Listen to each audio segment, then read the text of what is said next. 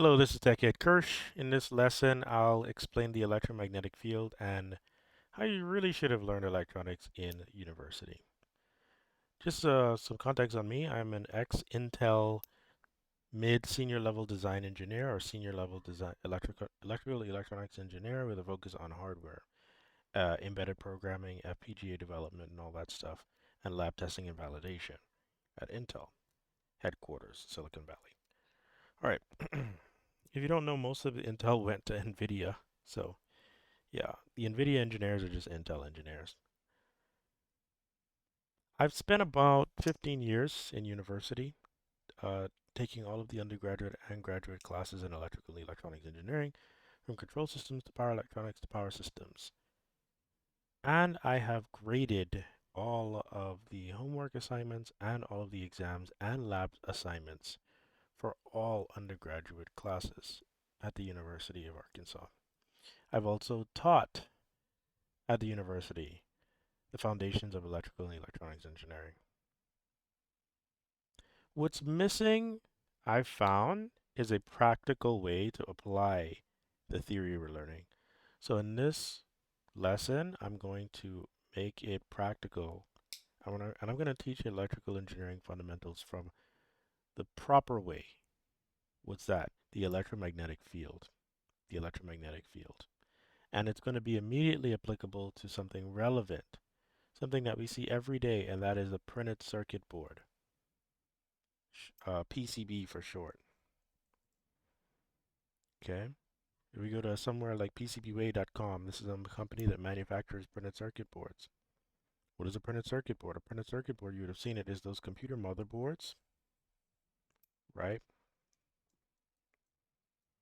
It's those computer motherboards you see. So it's a big CPU or whatnot. Let's take a look. It's like green. People call it a green. Some have called it Swiss cheese looking or whatever. This is a motherboard. This is a type of printed circuit board. Okay. It has all these traces. Look at all these traces that are phased and delay tuned and length matched and have weird routing patterns that are not just 45-degree or 90-degree angles, but at odd angles like 11.2 degrees and 17 degrees and so on and so forth. There is a reason for that. It's because of the material in between the layers of conductor. Okay, this green is actually a green coating called solder mask, and underneath it is actually copper, or it could be a different conductive material. PCB cross section.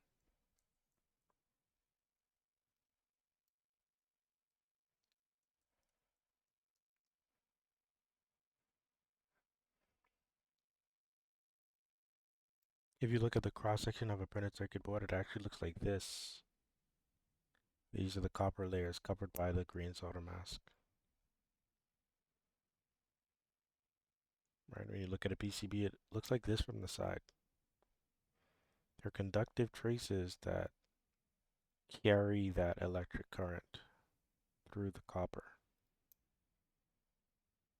And you'll see these materials in between the copper layers that do not conduct electricity. These are the dielectric material. So you have your conductive layer and you have your non-conductive layers.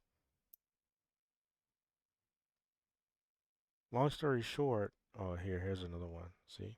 Your conductive layers of copper and then your non-conductive layers. See? The big surprise is that these copper layers, they carry electrons that bump through the copper and the molecules in theory. But in large part, these conductors, they guide an electromagnetic field. The electromagnetic field and waves carry all, the majority of the energy of the circuit. And those fields and waves go in between this material, this dielectric material. You know how waves go through the air? Air is just a dielectric layer of material that does not conduct electrons, but it carries waves, just like how waves flow through space.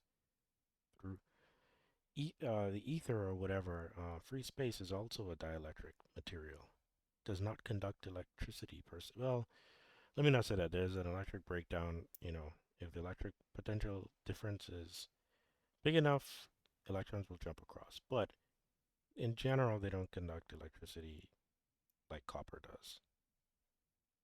The electromagnetic field propagates through this dielectric layer, propagates through air, propagates through free space. Doesn't care. The field does not really penetrate the copper layers very much. They penetrate this fiber weave, this glass material. All the energy is in this material, not the traces, not the copper. The copper just guides it. So hopefully you get that point. Hopefully I got that point across to you. This is going to be very important as we move forward through the lesson. So we're going to get started with electronics 101. Now you'd probably be expecting, hey, the resistor, the capacitor, inductor and all that stuff, the diode and all that. Yeah, but we're going to cover the electromagnetic field first because those are only, we're not going to understand those fully until we know how they are guiding the electromagnetic field. That's the whole point of electronics. Okay.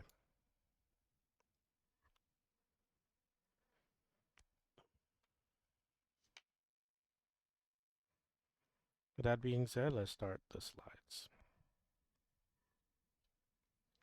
Electromagnetic theory fundamentals for PCB design.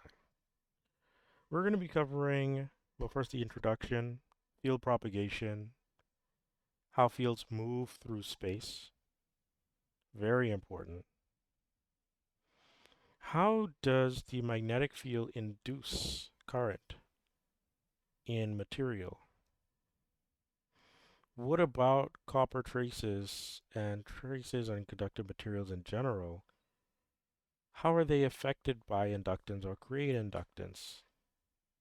What about capacitance in those traces? And any material, it doesn't have to be copper traces on a PCB, by the way. Understanding these will help us form mental models for things like the capacitor, the inductor, and so forth. What about phase relationships? We're going to discuss how the field propagates in space and time. How fields propagate through space in time, or any material through time. Space is just a dielectric material anyway. If the timing of the fields and how they propagate, because the field does travel forward like light. Light is an electromagnetic field. Okay. Operating at a certain frequency. And it propagates through space and through a prism. So we're going to understand the relationship between how fast they travel, these fields travel, and when they're out of sync or in sync or whatever. We also have something, we do also form a mental model, an understanding of what is characteristic impedance. We cannot understand impedance without understanding inductance and capacitance and resistance. Okay? Impedance rules all, essentially. Then you have termination methods. Why would you talk about termination methods? Yes, we're dipping into signal integrity. What is signal integrity? I'll talk to you about that later. Practical implications, managing capacitance. When you manage capacitance to manage the field, that's when you know you're doing real printed circuit board design and layout. Why do I keep harping back on printed circuit board design? Because you can understand most, if not all, of electrical and electronics engineering by understanding the field and how to manage it on a PCB. Because everything else is an instance of that. Everything in electrical engineering is managing the electromagnetic field, guiding it the right way. Practical implications, ground management. Once you understand how the field propagates and operates and all that stuff, inductance, capacitance, then we can talk about how to manage quote unquote ground or the return path. And then we can talk about common PCB design mistakes. Only then. Once we have a proper depth of understanding of the field, things that, let's see, boundary conditions, let's call them boundary conditions that give us mental working models for how the field behaves, i.e. capacitances, capacitors, inductors, traces, vias, all that stuff. Then we can look at mistakes in PCB design. Well, why not power systems? Why not power grid? Don't worry, we'll tackle those. But this sets the foundation for all of electrical engineering, electrical and electronics engineering. And I've been on both sides. I used to work as a power systems engineer for a year and a half. After 6 years of developing my expertise in power systems and control systems, I worked as an electrical systems engineer with battery management systems and PCBs, and then power electronics, and then down to embedded programming of PCBs, and then down to FPGA, and then advanced high-speed printed circuit board design, all in industry. So from the power grid to the PCB, I've done it all. All right? They all interconnect.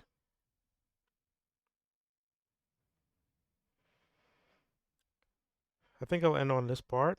Why understanding electromagnetic theory, why does it matter? Why does it matter?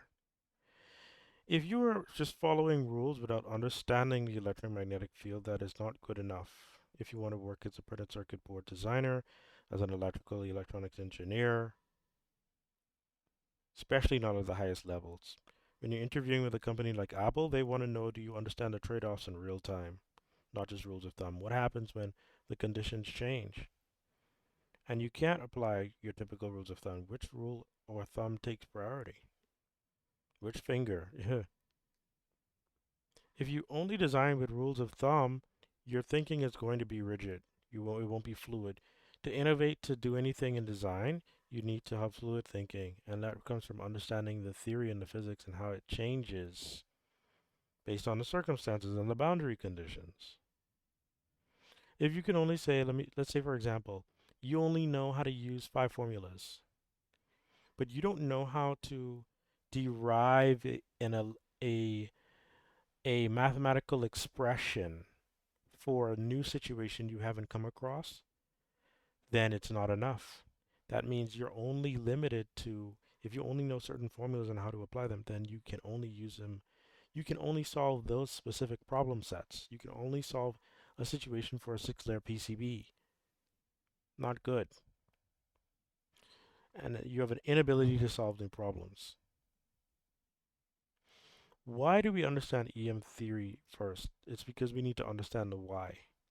Once we understand the why, we can do the what. We can say such and such should not be more than 6 layers, or doesn't need to be less, can't be less than 10 layers, or fewer than 10 layers. You get better decision making power and capabilities. That's what you need. That's the minimum you need to work as a PCB designer at, say, Nvidia. When rules conflict, how do you know which priority to put them in? How do you know when to make thermal rules a priority, the electromagnetic field consideration a priority, mechanical a priority? How would you know? Via placement or routing, how would you know takes priority? You wouldn't if you're only doing based on rules of thumb. Now, I know this is supposed to be for electronics course. Trust me, we are going to be learning electronics. All electronics is the management of the electromagnetic field. When you have electromagnetic theory as your foundation, which is essential for all electrical engineering, and it's not just an advanced topic, it is the topic. Every other topic in class is a child of understanding the electromagnetic field. I hate to say this, but understanding the EM field really separates the true specialists from people who only can follow the rules. Now, of course, you got to start somewhere. Everybody starts with following the rules, you know. And rules of thumb are great when you don't have a field solver to, solve Maxwell's equations in real time for you for a simple PCB layout. Rules of thumb are usually are a good fast solution. You don't need more than that a lot of times. However, with today's boards and future boards, you're going to need to become a true specialist to get anywhere in life. All right, so that's my introduction to electronics, electrical and electronics engineering, the way it should be learned.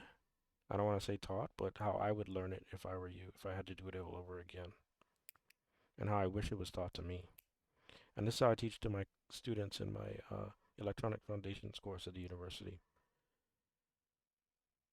The next lesson, we're going to talk about the electromagnetic fields, the most important aspect of electrical and electronics engineering. I've got some squiggles and scrabbles for my one-on-one training that I do with my corporate clients. If you are a business organization and you want your group of people trained in advanced or even basic printed circuit board design using, software, Allegro, Altium, whatever, Altium develop, then let me know. Click the link in the description below for more information on our courses and our live training. Also, shout outs to Altium for sponsoring this video. The link is listed in the description below where you can get access to Altium Develop. Altium Develop, from my experience, is the only platform that's really doing all of the 12 PCB design phases fully and properly in an easy to use way. Okay, for professional industry PCB design. All right, thanks for watching this video.